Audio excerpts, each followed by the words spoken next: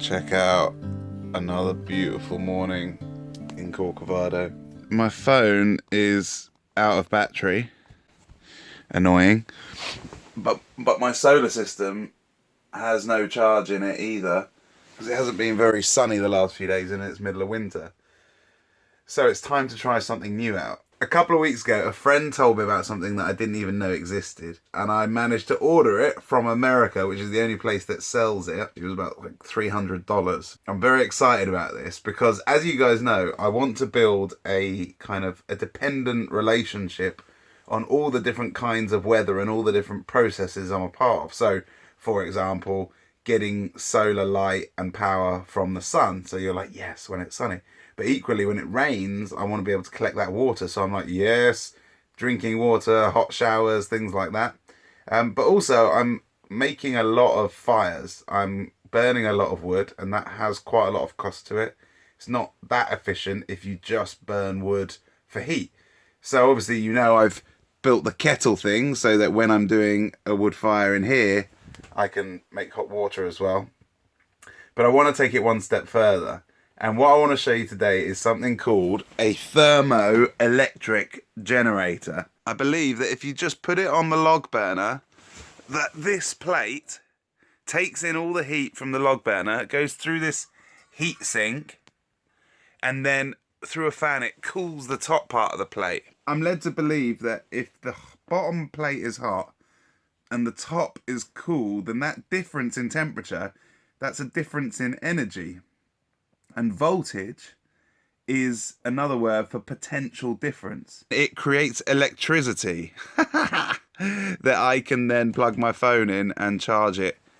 And that means that even when it's not sunny, or when there's not enough sun to charge my solar, that I'm putting the burner on because it's cold, I can still charge my phone. By the way, I love kissing things, guys. You got to kiss things. So I'm going to try this for the first time. I'm going to make a little fire. Oh, and something else, guys. Some of you were rightly concerned and alerted me to the fact that I might sort of die in my sleep through carbon monoxide poisoning.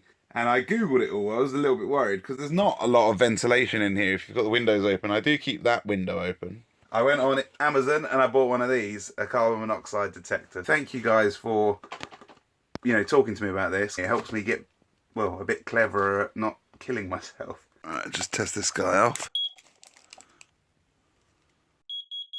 Wow, okay, that will wake me up. Fire in a wood.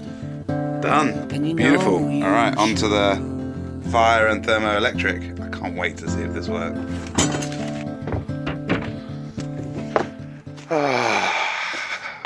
Glorious morning. Some of these. You sir, bravo, for living in the cold. Your tears get old.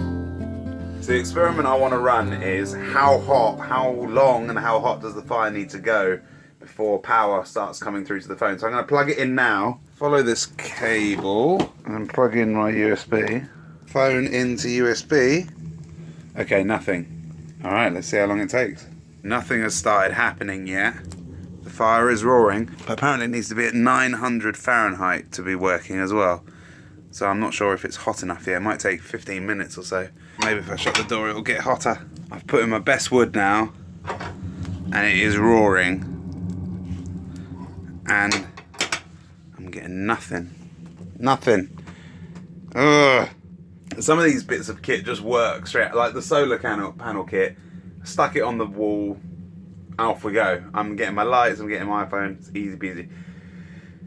Things like this, I don't even know where to go because there's not many of them around. If you guys know what I'm missing here, please do let me know. I just thought it goes on top, it takes the heat, that creates the difference, and Bob's your uncle, Fanny's your aunt. But either it's not hot enough for this, or I'm doing something wrong with this to mean it's not working.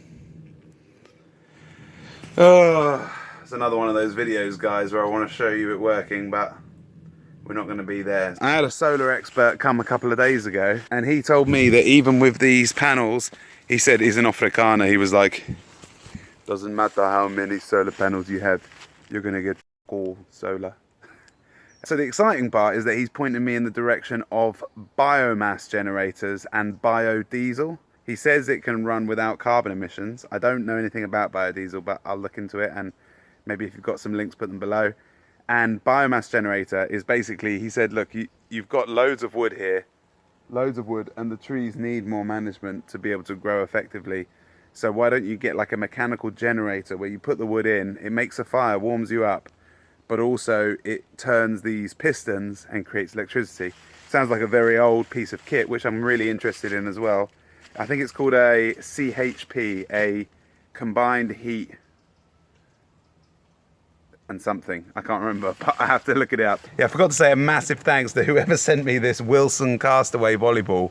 I absolutely love it, and this will be like the trophy ball for the volleyball court once we get it going in the spring and the summer. Some people don't believe in heroes, but they haven't met my dad. I think my dad actually gave me this. On days like this, cup of tea, beautiful sunny morning, well slept, and no stresses today, no conflicting worlds. I haven't got to be in London or something like that. I just get to be here. My friend Tom's coming later. This makes a lot of sense. But it isn't easy, guys, I will say. You spend a lot of time trying to figure out the basics and letting go of some of the things that you thought were standard in your daily life. But on days like this, it makes a lot of sense. Just look at her. Just look at Betty. Just looks beautiful as the sun comes across her face. I've been away for a lot for the last 2 years. So I haven't really had a chance to include my friends and family in my life. So it's been really nice to start this project with bringing them in first and learning from the honest conversations about what works, what doesn't work, how long should people stay, is it too hardcore, is it enjoyable for who? And now I'm beginning to think about, you know, like I talked about, having retreats, themed retreats. But I guess I'll go into Christmas now, in December, after my birthday and my lecture, and just begin to unwind and reflect, and then come back kicking in 17. I just finished this book, guys, called The End of Average by Todd Rose. I'm going to go as far to say as pound for pound, because it's not very big. It's got big letters. It's not written in a dense fashion. It might be the best book I've ever read. It's like a one-stop shop to getting a grip on why the modern Western world is like it is. And if you've read it, let me know. If you haven't and you read it after this video, please email me afterwards or send me a message on Twitter or something. I'd be fascinated to know what you think. It is an absolute must read. I can always tell how good a book is by how many notes I write in it. And I have just written pages and pages of notes. So I just got a call from my friend Tom, who's coming to visit me today. I think he's only a couple of minutes away, but he's just said that he's put his car in a ditch. Flipping heck, on the way here, so I'm gonna go and find him. Bloody hell, I hope he is alright. I hope his car's alright. Flipping heck, I don't need anybody hurting themselves coming to the woods.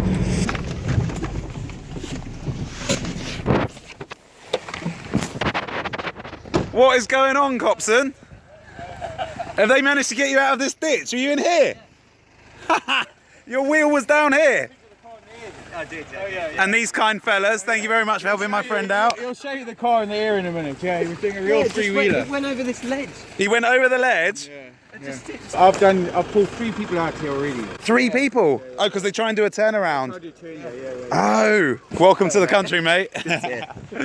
Thank you so much, guys. I'm fine, honestly. It was just a bit of a like, what? That's the country for you, though. I've just arrived 5 minutes later, and 2 people have already stopped, and he's already out of the ditch. Yeah. Amazing. Oh my life. 2 minutes ago, that was his car. Well up in the air. And now he's sorted. That is an absolute death trap, mate. Other than putting cars in ditches, he's a mighty fine musician. And before I did YouTube, really, him and I collaborated on a talk I did in Newcastle, which I'll link below, called Moments, inspired in part by his beautiful song. And we did this moment at the end of the talk where we kind of jammed together, and it was one of my favourite talks I've done, actually. So if you didn't see it, then check it out below. But gonna try and get inspired together today and see what we come up with. Immerse yourself. Oh, it's a tough little. Ah, there we go. We just set up archery the other day. Away, away. and you know you should. So Tom and I are experimenting with smoked poached eggs in foil, and we're firstly seeing whether the foil can handle the heat. In water, this is the problem. What would it be? Would it be a fry? No, we'll put water in there and then pour the egg on the water. Oh, okay. I think that's what we should try anyway. So I'm going to go in with the water, and then Tom's going to crack the egg, and it's going to be like a poach cum fry egg.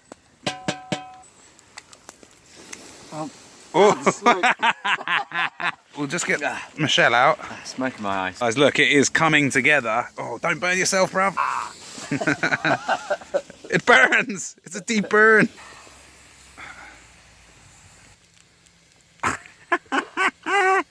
Oh. There we go. We got run. That's not enough egg, really, is it? I think now we should try a sort of fried version. All right. We're double bagging it. So you get a little bit of olive oil. Pour that in there. Right, just plop it on there like that, mate. Wow. Whoa, whoa, whoa. Oh. I think you broke the yolk there, mate.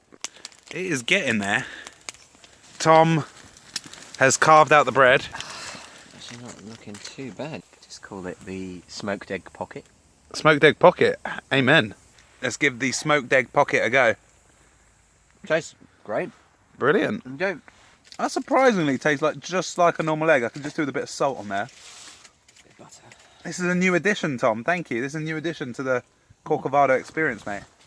Well, that's it, guys. I think that was quite a successful first run on the smoked egg pocket, courtesy of Mr. Copson. As I said earlier, if any of you know anything about these thermoelectric generators, then do let me know, because I need to figure that one out. But otherwise, I've got the taste for cooking now. I've never really cooked in my life, probably 5 meals ever. But I'm quite enjoying this, so I think it's a whole new string to the CORCOVADO bow. I will see you next Thursday, 9 PM. Take care of yourselves. CORCOVADO.